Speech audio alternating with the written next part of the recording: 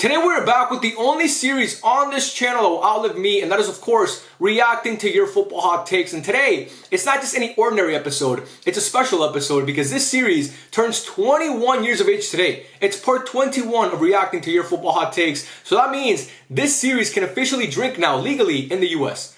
I remember when this series was in part 1 and part 2, just learning how to walk. It was a toddler, learning the ins and outs of life. And now it's in part 21. It can start a bar fight and then get kicked out after having a couple shots of tequila.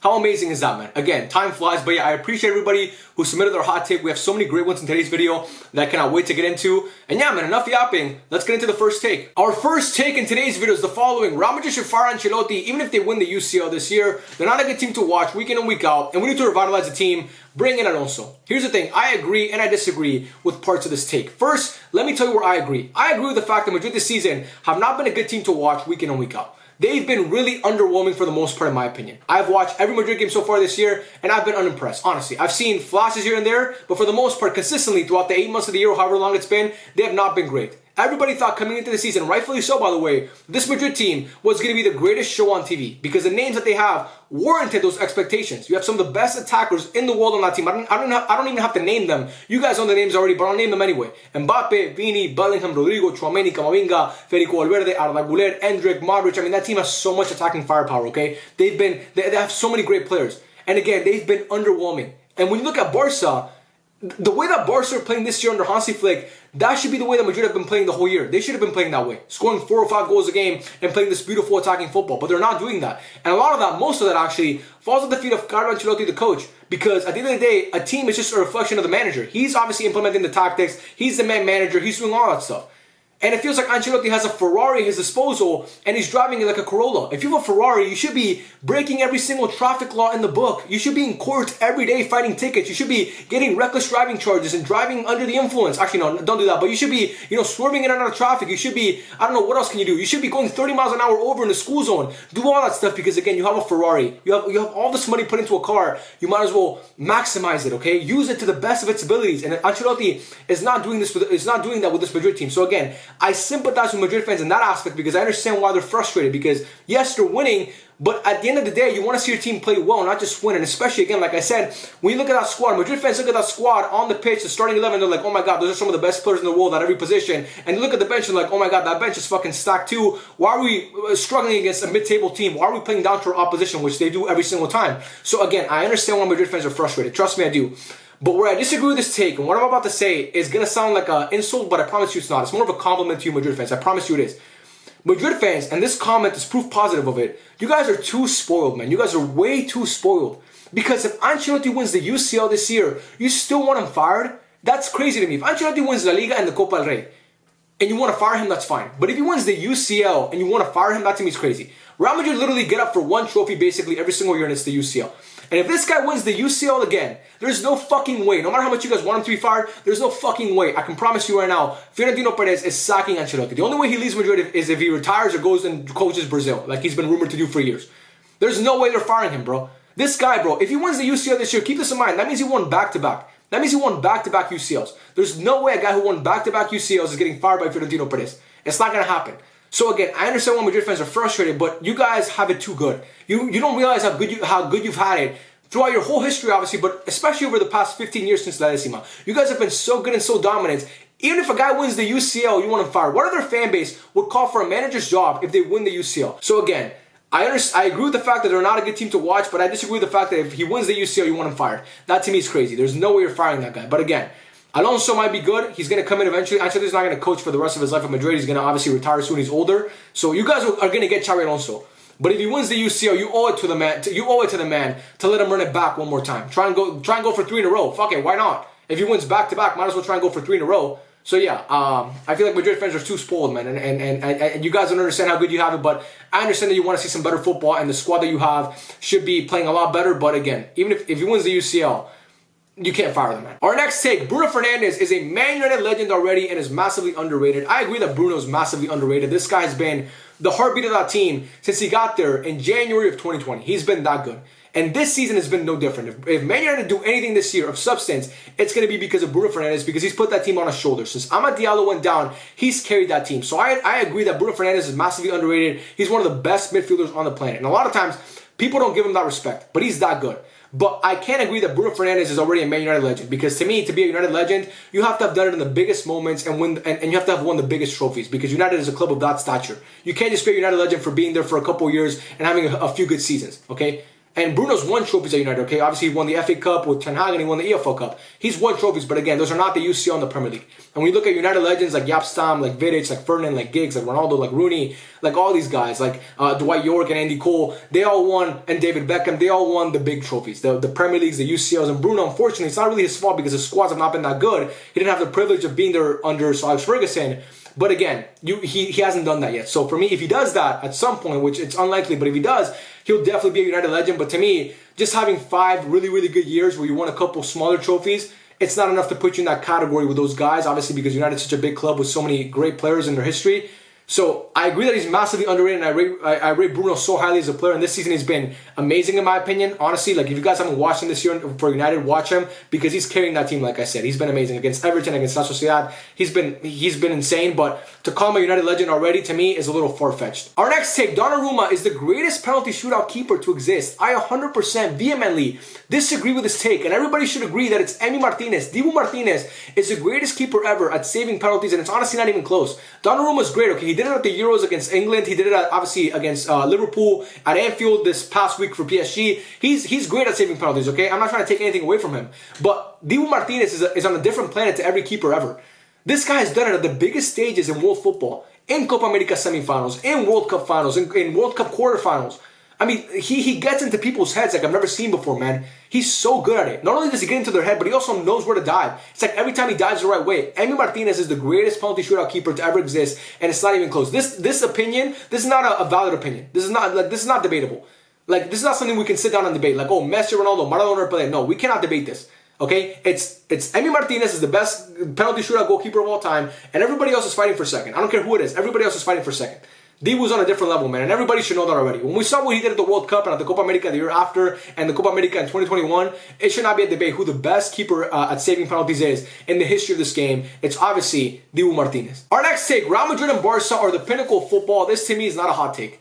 Barca and Real Madrid are the only two clubs in football that are not stepping stone clubs. You don't use Barca Madrid to get anywhere else. Once you get to Barca Madrid, you've completed football. That's it. You've reached the final level. Okay, that's it. It's like in a video game where you can't play any more levels. It's done. That's the same thing with getting to Barca Madrid as a player. Once you get to Barca Madrid, it is done. So you're not thinking about going anywhere else. Look at a guy like Cristiano Ronaldo, who's winning Premier Leagues for fun at United, making UCL finals, winning UCLs, winning Ballon d'Ors, and he still went to Madrid because he knew that there was something bigger waiting for him. Obviously, United is a huge club, the biggest in England probably, one of the biggest clubs in the world, but Real Madrid is bigger. Philippe Coutinho was at Liverpool, having a great time. Liverpool's a massive institution. He still went to Barca because Barca are a bigger team. Like, there's levels to this, man. It's Barca, Madrid, and then every other club. I don't care how many Premier Leagues you've won. I don't care how many UCLs you've won. I don't care about Bayern Munich. I don't care about Juventus. All respect to those clubs, by the way. I respect them massively, but once you get to Barca, Madrid, it's like you've completed the sport. You've completed the sport because everybody wants to play for one of those two teams. So to me, this is not a hot take. It's just the way that it is, man. They're the two biggest teams, the two biggest brands in football, and honestly in all of sports. And once you get to one of those two teams, you're not thinking about going anywhere else. Our next take is Pep Guardiola has been an underachiever in the UCL. Only 2 UCLs with Prime Barcelona and 1 UCL with the City team is an absolute joke. I agree with Elias because he used the word underachiever, not failure. Pep Guardiola, a lot of people think that he's a failure in the UCL. That to me is crazy. He's won 3 UCLs. He has the second most UCL titles of all time. You cannot call Pep Guardiola a failure in the UCL, but an underachiever 100%. And it's what Elias says here. He only won 2 UCLs with Prime Barca. I mean, this guy's been a manager since 2008. He's managed arguably the best teams in the world. He has always the best squads. And the fact that he's only won 3 UCLs to me is criminal. With Barca, he should have won 4 in a row. That team should have won 4 in a row. I know that's a lot to ask, but they should have won 4 in a row. In 2010, losing against Inter, again, that Inter team is one of the best teams of all time, and Jose Mourinho was on crack that year. Okay, there's a reason why they won the treble. But still, you had the second leg at home, and you had no business losing that game to 10-men Inter. For the most of that game, they were down to 10 men. And honestly, that first leg, I don't care that Barca drove a bus to Italy. I don't give a fuck, man. I don't care that they couldn't take the plane. It's still, you're losing 3-1. That's unacceptable. You were up 1-0 in that game at the San Siro, and you lose 3-1. And again, the second leg, they're down to 10 men. You got to go in that game, but all you needed was 1 more goal, and you couldn't get it, bro. You couldn't get it. That, to me, is unacceptable, the fact that Barca lost that game. They should have won that game. They should have won that game. When you look at that squad, Barca were better than Inter. They were better in terms of squad. And then 2012 against Roberto Di Matteo and Chelsea, Barca had no business. Oh my God, they had no business losing to that Chelsea team. That Chelsea team was good, okay? There's a reason why they won the UCL basically as an away game. They won it at the Allianz Arena against Bayern Munich. In their stadium, they won the UCL. So that Chelsea team was great. But they finished 6th in the Prem, man. And you lost that second leg at the Camp Nou. You lost that second leg at the Camp Nou. And I understand that Messi missed a pen on that game, and that's in large part why they lost. But still, bro. You're a better manager than Roberto Di Matteo. You have a better squad than him. You should be getting to the UCL final. It should have been Barca getting to the UCL final and playing Bayern Munich at the Allianz Arena. And then you look at Bayern Munich. He didn't manage to make a UCL final with them, bro. He couldn't make a UCL final with Bayern Munich. And those squads, if you go back and look at them, they're fucking stacked, bro. And he lost in the semifinal 3 years in a row to all three of the Spanish giants. He lost to Madrid in 2014, that Ronaldo game where he scored the free kick under the wall. He lost to Barca in 2015, obviously the Messi Boateng moment, that was obviously that year. And then 2016, Atletico Madrid, where I think it was Saúl that scored that banger. So 3 years in a row with Bayern Munich, you lose in the semifinals. Again, no shame in that, but still, your squad could have made those finals. They were that good. And then with City, man, losing to Monaco, losing to Lyon, I'm pretty sure that year where they lost to Liverpool and got utterly spanked. I think the aggregate was like 3-1 or 4-1. It's unacceptable, man. And even the one UCL final that they lost to Chelsea in Lisbon, bro, you don't start early in that game. And the one that they won in Istanbul against Inter Milan, they could have easily lost that final too, but again, they won it, so no one kills them for it. But still, my point is, Pep Guardiola has been a manager since 2008. He's had unlimited money to spend. He's had the best squads in football. And I love Pepe Poo. You guys know how much I love Pep. It kills me to talk about him this way. But I do agree that he's been an underachiever in the UCL because he overthinks too much, man. That man should have way more than 2 UCL trophies. He should have way more with the squads that he's managed. I mean, especially with Prime Barca, bro. It should have been way more. But yeah. I think an underachiever is fair to call him that in the UCL because he hasn't been great in the competition historically, in my opinion. Our next take, this Liverpool team is already in the conversation of best teams to not win the UCL when considering how good they are and how early they got knocked out of the UCL. I don't think so, bro. When I think about best teams to not win the UCL, their squads are a lot better than that Liverpool team. That Liverpool team, man, and we saw yesterday against Newcastle, they have a lot of flaws, bro. And I'm not saying they're a terrible team because one loss doesn't mean anything, but again, that Liverpool team has largely been carried by Mohamed Salah and Virgil van Dijk and those players. When you look at them on paper, they're not some all-time team. When I think about the best teams to never win the UCL, I think about those Bayern teams with Pep Guardiola who had great names all around. Like, I mean, the starting 11s were like an all-star team. I look at Real Madrid in 2011, 2012. Again, basically an all-star team. I look at Barca in 15, 16. Again, an insane team. Juventus in 2014, 2015 when they could have won a treble if they won that game. Juventus in 16, 17. All these teams to me are better than this Liverpool team because this Liverpool team, yes, they're good and they're having a great Premier League season, but that you get knocked out on the round of 16 to be in that conversation for best team to not win the UCL. You have to make it far. You have to make it at least to the quarterfinal, bro. At least make it to the quarterfinal, and they couldn't even do that. So I don't think people are going to talk about this Liverpool team as one of the best teams to not win the UCL because again, they got knocked out so early. When you look at that squad on paper, I mean, it's not really something to write home about. Again, they have a good team, and there's a reason why they're going to win the Prem. But I don't think it's. I think it's a little far fetched to say they're going to be remembered as one of the best teams to not win the UCL. You got knocked out at home in the second leg against PSG. You lose the EFL Cup final to Newcastle, and you got thoroughly outplayed. To me, it's a good team. The Liverpool team is a really, really good team, but it's not a historic team. I think Liverpool in 2021, 22, when they lost that final in Paris, when they were on track to win a quadruple, I would say the Liverpool team is better than this one too. That team is one of the best teams to not win the UCL. That Liverpool team, not this one. So again, I think that Liverpool, it's been a rough week for them. It has been very, very rough, and I feel for their fans.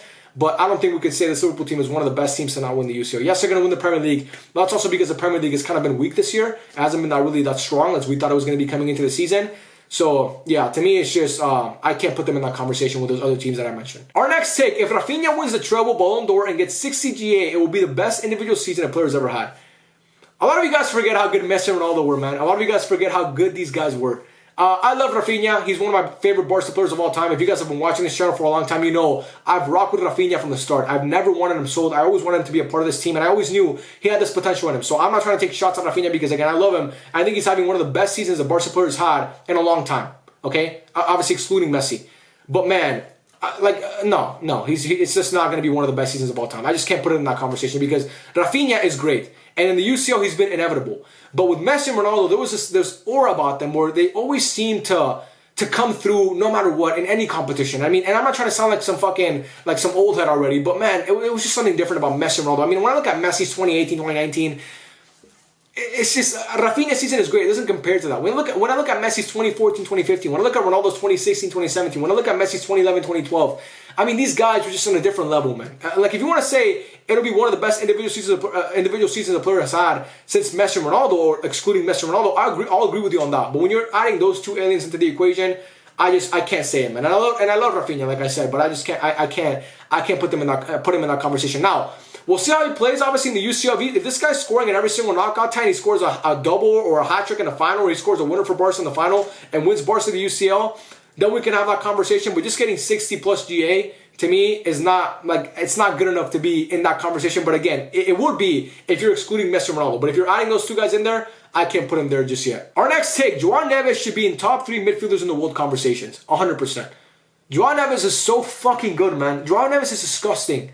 PSG, it's so infuriating because they have so much great talent. William Pacho is also fucking amazing. Vitinha, Joao Neves, man, every time I watch him play, I'm more and more impressed. Everybody, like I've said multiple times, talks about Wirtz and Musiala and Bellingham and Gavi and Pedri, and rightfully so. All those guys are class. Joao Neves is in that conversation. I would say the two, like the cream of the crop in young midfielders is Bellingham and Pedri. They're the two best. Okay, whatever way you want to order them, that's fine. I would have Pedri 1 and Bellingham 2nd, but whatever way you want to order them, that's fine. Joao Neves is an argument to be 3rd. Like this guy says, he's that good. His ability on the ball is fantastic he's not a physically imposing guy, but he plays so big on the pitch. He's just an amazing player. Every time I've watched him play, and I've watched him plenty actually, I've been very impressed. I think he's a fantastic player who has so much potential. And this guy, I mean, he's just part of that great young crop of Portugal players that are coming through right now. I mean, that Portuguese team has no excuse not to win some major silverware in the next few years. They have to win a World Cup or a Euro because they have that good of a squad. And Joao Neves is going to define an era for Portugal, in my opinion. I hope he doesn't end up like Renato Sanchez. Renato Sanchez, people forget, he was supposed to be that next guy. He won the Golden Boy Award. He was so fucking good at Benfica before he made his move to Bayern Munich, and obviously he kind of fell off after that. I really hope Joao Neves does not end up like that. And I think Joao Neves is a better prospect than Renato Sanchez was. I like his game better. But Renato Sanchez, if you remember him when he was younger, he was insane. And I think Joao Neves has those same qualities. Obviously, both Portuguese. But I think his career is gonna end up going in the right trajectory as opposed to Renato Sanchez, who kind of went down after he left Benfica. But yeah, man, this guy, he 100% should be in those conversations. Anybody who doesn't rate Joao Neves does not know football or watch football because he's insane. Our next take: if you're a true diehard fan of a club, you should not be watching your rivals' games unless they're playing against your team. I'm a Barca fan and I refuse to watch Real Madrid, for example. Holy Glaze 9088, you suck.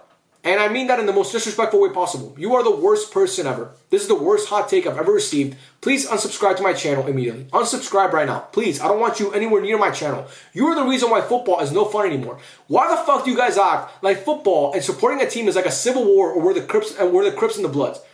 Like, what are we doing here, man? It's football. These teams don't know you exist, bro. They don't know you exist. If you die tomorrow, Real Madrid and Barca are still gonna sell shirts and tickets and all that shit. They don't give a fuck about you, bro. Stop taking it so seriously, man. I watch Madrid, a lot of it. I don't miss Madrid games, bro. I don't miss Madrid games in my whole life. If I watch Barca, I'm watching Madrid that same weekend, every single time. I don't care if I don't even care if they're not close to each other in the table. I watch Madrid because I like watching good players. And Madrid most of the time have good players. And again, most of the time they're in the title race with Barca, so I have to watch them and keep up and see what they're doing. Like, what the fuck is this logic, bro? What the fuck is this? This is the stupidest thing I've ever read. Watch any team you want to watch. Even if you're a Barca fan, you can watch Real Madrid and you can enjoy watching a Madrid game. There's nothing wrong with that. If you're a Liverpool fan, you can watch Man United. There's nothing wrong with enjoying and watching another team, even if they're a rival team. There's nothing wrong with it, man. It's football. Please, if you never hear anything I say on this channel, hear this one thing. It's only football. It's never that deep. I promise you, it's not. This is coming from somebody who loves tribalism in football. I love my team, man. I love my team. I have a whole YouTube channel dedicated to basically talking about Barca and glazing the fucking club. And again, they don't know I exist. But please, never be this guy. You can watch any team you want to watch. It doesn't mean you're a bad fan of your club because you're watching another team. And it doesn't mean that you don't love your team because you enjoy watching another player from another team play, even if it's a rival player. Like, I love Barca, but I love watching Fede Valverde. I have no shame in admitting that. I love Barca, but I think Vinicius Jr. is one of the best players in the world. I have no shame in admitting that. I love Barca, but I think Raul Asensio is one of the best up-and-coming center backs in football. Even though I think he's a scumbag off the pitch, or allegedly he is, I think he's a great player. There's nothing wrong with admitting that. And again, don't listen to Holy Glaze because this guy might be the stupidest person ever. Honestly, he might be. A couple more takes here before we finish off the video. If Barca wins the treble or even just the UCL, will go down as one of the best teams of all time. No, you got to win the treble. Like Barca, if they want to be one of the greatest teams of all time, you got to win the UCL and the league at least.